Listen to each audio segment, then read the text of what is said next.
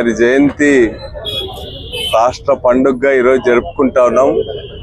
నిజంగా జాతి గర్వించదగ్గ మహాపురుషుడు, గొప్ప యోగి, సంఘ సంస్కర్త, కవిగా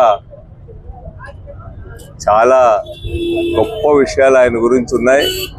వారిని మననం చేసుకోవడమే కాకుండా వారి ఆలోచనలను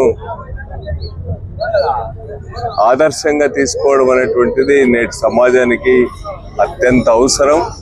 యోగి వేమన గారి ఆయన చరిత్రను వాటన్నింటినీ కూడా ఈరోజు చాలా పాపులరైజ్ చేయాల్సినటువంటి అవసరం ఉంది.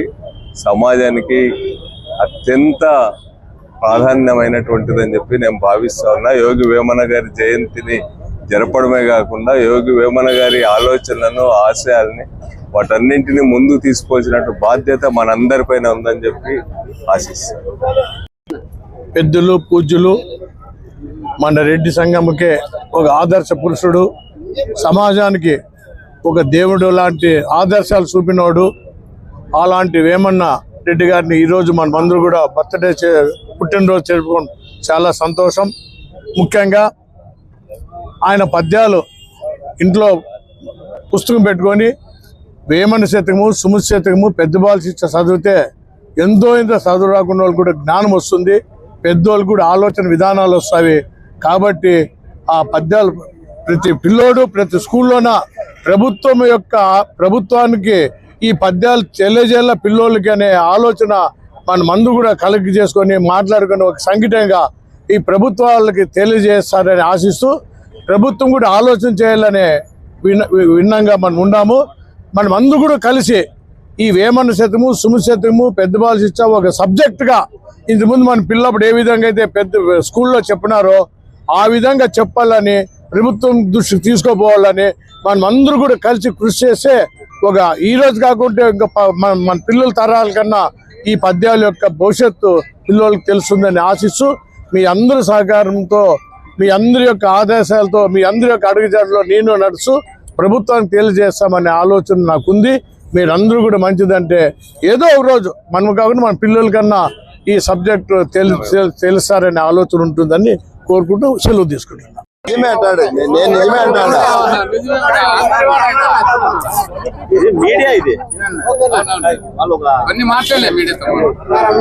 వేమన యోగి విశ్వకవి, విప్లవ కవి, ఆనాటి దురాచారాల పైన దుమ్మాడిన కవి.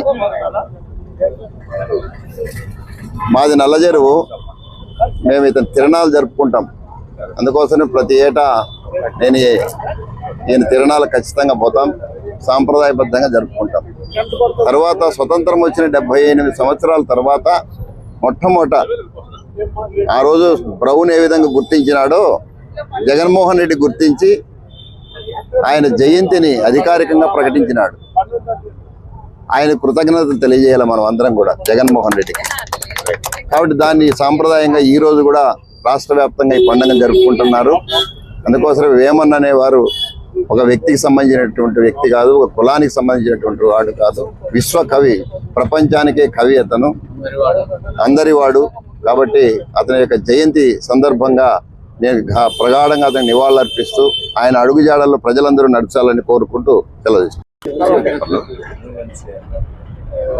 ఈరోజు ఈ కార్యక్రమం ఇక్కడ పెట్టడానికి ముఖ్య కారణము యోగి వేమన రెడ్డి సేవా సంఘం అనంతపురం ఆధ్వర్యంలో శ్రీ శ్రీ యోగి వేమన జయంతి కార్యక్రమాన్ని మనం ఇక్కడ జరుపుకుంటున్నాము. యోగి వేమన యొక్క భావజాలాన్ని మనము ప్రతి ఒక్క అందరిలోకి తీసుకువెళ్ళాలి. ఆయన ఏదైతే పండితులకు కాకుండా పామరులకు కూడా అర్థమయ్యేటువంటి రీతిలో తన ఆటవెలిదితో తన పద్యాలను మనకు అందించారు. ఆ ఆటవెలిది పద్యాలు మన తెలుగువారు కాకుండా సిపి బ్రౌన్ గారు వెలుగులోకి తీసుకువచ్చి ఇంత అద్భుతమైనటువంటి సాహిత్యం ఎక్కడా చూడలేదు అనేసి దానిపైన పరిశోధనలు చేసి ఎన్నో వేల పద్యాలు ఇంకా మనకు చాలా ఉన్నాయి, కానీ కొన్ని వెలుగులోకి వచ్చిన 5,000 పద్యాలు మాత్రం మనకు వెలుగులోకి తీసుకొచ్చి రావడం జరిగింది.